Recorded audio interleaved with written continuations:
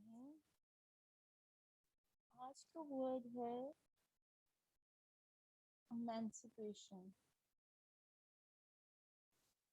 ایمانسپیشن کا مطلب کیا ہے؟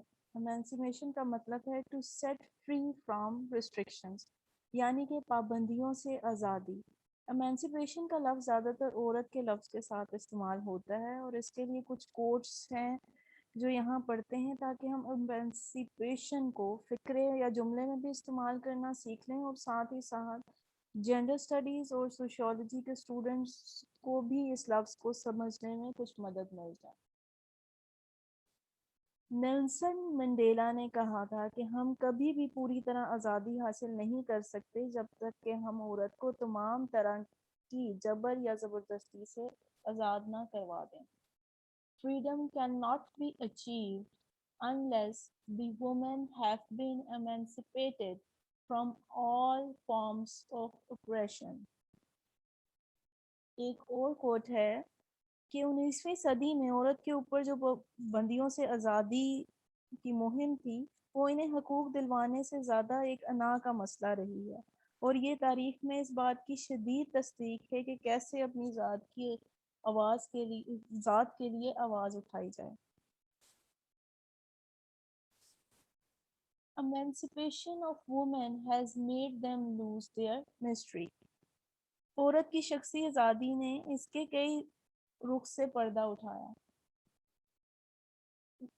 ان کوٹس کے بعد آپ کو تھوڑا اندازہ ہو گیا ہوگا کہ ایمانسپیشن ورڈ کو کیسے ہم نے جملے میں یوز کرنا ہے، اور یہ ورڈ موسٹلی جینڈر اسٹڈیز میں جو ہے وہ بار بار ریپیٹیٹیولی یوز ہوتا ہے. تو اس کا مقصد کیا ہے اور یہ کیوں یوز ہوتا ہے، اور اس ٹرم کو کہاں پہ یوز کیا جا سکتا ہے.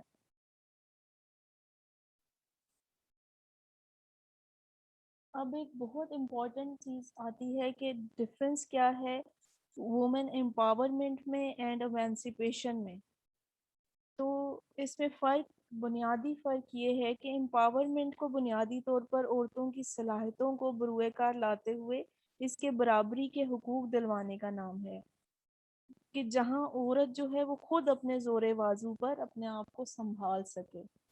جبکہ ہم ایمانسپیشن کی بات کریں تو تمام ایسی روایات اور رویہ جو ایک سوسائٹی یا سسٹم میں رہتے ہوئے انسانی حقوق کے خلاف ہوں، ان سے نجات دلوانا جو ہے وہ عورت چونکہ ایک کمزور مخلوق تصور کی جاتی ہے، تو اس لفظ کا زیادہ تر مقصد جو ہے وہ عورت کے ساتھ استعمال ہوتا ہے یا عورت کے ورڈ کے ساتھ استعمال کیا جاتا ہے. اب اوور آل دیکھا جائے تو یہ ایک ٹرپل ای کانسیپٹ ہے جس میں فرسٹ آف آل آ جاتی ہے انلائٹنمنٹ، دین امپاورمنٹ، اور اس کے بعد ایمانسپیشن.